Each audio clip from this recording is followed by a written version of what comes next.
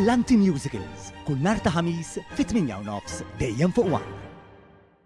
Il-kap nazzjonalista Bernard Grech wissa lil Franco De Bono li l-għada tal-episodju fuq Radio Knisja RTK meta Edward De Bono allega li Franco De Bono irid imur lura fil-Partit Nazzjonalista b'kundizzjoni li jkun fid-direġenza tal-partit u Franco De Bono affrontaħ b'dak li jigidba. Fil-Gażin Nazzjonalista tas-Siġġiewi, Bernard Grech wissa bl-individwaliżmu. U mhux kif navvanzaw aħna personalment. L-avukat ta' Bernard Grech, Edward De Bono, is-sibt qal li wieħed ma jrid jinsa x'għamel Franco De Bono meta il-Partit Nazzjonalista kien fil-gvern. Wieħed irid joqgħod attent ukoll illi ma tistax tinsa id-deċiżjoni li waqqgħu gvern li ħa Franco De Bono. Franco De Bono wieġeb lill-avukat ta' Bernard Grech u fakkar fl-aġir ta' Lorenz Gonzi li appoġġja biex Bernard Grech tpoġġa kap tal-Partit Nazzjonalista.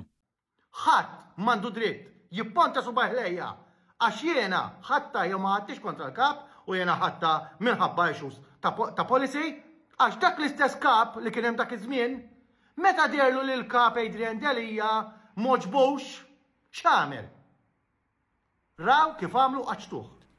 Intant fis-Siġġiewi, Bernard Grech kompla jikkonferma ir-rebus li għamlu fost id-deputati tiegħu dwar l-ismijiet li ressaq u żvelawhomlu mal-medja biex ikunu in-nominati tiegħu għall-President tar-Repubblika. Evidentament skomdu kien kostret jgħid li d-diskussjoni aktar minn dawk il-persuni wara li qamulu l-irwiefen fil-grupp parlamentari tiegħu.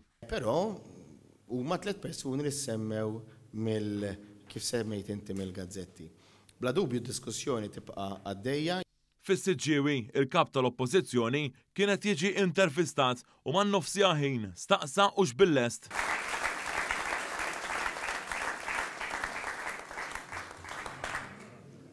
Billest aħna?